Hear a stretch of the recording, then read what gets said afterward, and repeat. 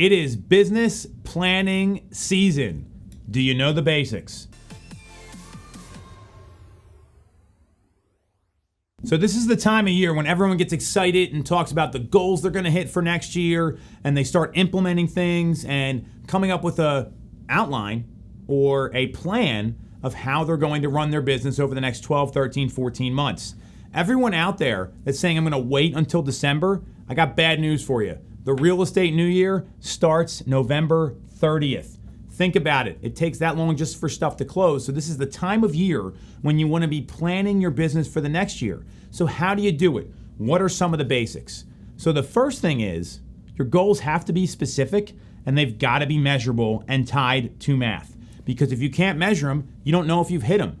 So selling more homes is not a goal. Selling 30 homes with an average sale price of $425,000 and I'm making a commission of 2.5% or more on every single one of those homes, that's specific, that's measurable, and that's the kind of thinking that will lead you to achieve your goals because there is no margin for error. So if you can't tie the goal to math, it's not specific, it's not measurable, you got to go deeper. That's number one. Number two, do you have your plan written down? Have you written it down? Have you declared it to others? Are you sharing it? And do you have it up in visual? So many people come up with these plans and they're just stuck in their head and they don't tell anybody about it and there's no accountability there. So the plan's got to be written. You should go through probably 5, 6, 7 drafts of this thing to get more specific, get it dialed in, and make it something that you're ready to look at every day, because when you look at it every day, it gives you your target to hit as you work through the plan. So that's number 2. Written, declared, up and visual. Number 3, it's a changing document. It can be changed at any time. And there should be milestones where you're constantly tracking and measuring your progress.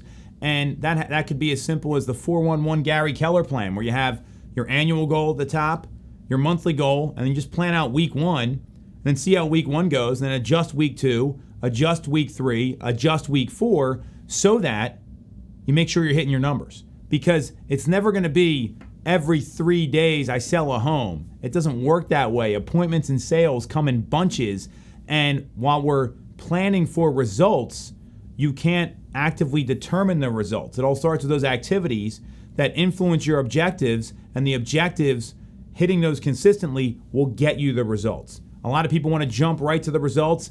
Doesn't work that way. So it's something that you're constantly changing, adjusting, and measuring as you go through.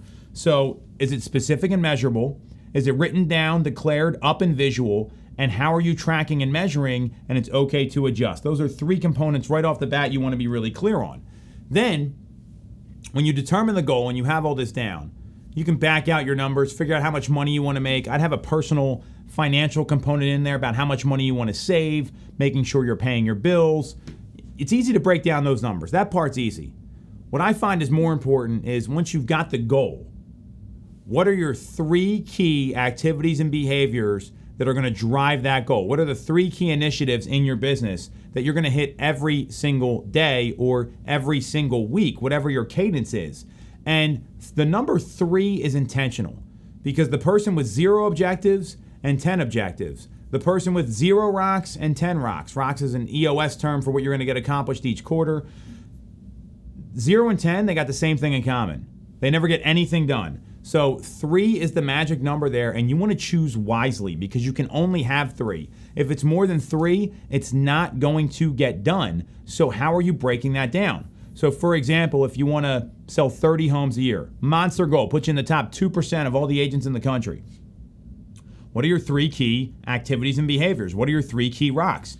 It could be, I'm going to have 15 conversations a day, and I'm going to go on 4 new appointments a week, and I'm going to role play my scripts and my presentation 1 time every day, 5 days a week. That's specific, that's measurable. Maybe that's what you need to work on.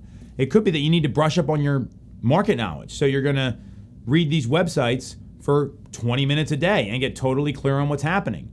It could be a lot of different things. It's got to be specific and it's got to be measurable. And when you have those 3 rocks, those 3 key objectives, and you're doing them every single day, and there's something you have 100% control over, because that's what an activity is. It's something you can totally control.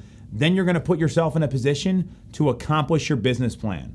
The business plan is simple. Use these basics, then implement it, and then the key is afterwards, you got to look at the thing every day. You've got to have it up in visual and have that daily target that you're looking for, that weekly target, and that's going to get you to a place where you're building confidence, you're working closer to your goal, and most importantly, you're accomplishing what you want to accomplish.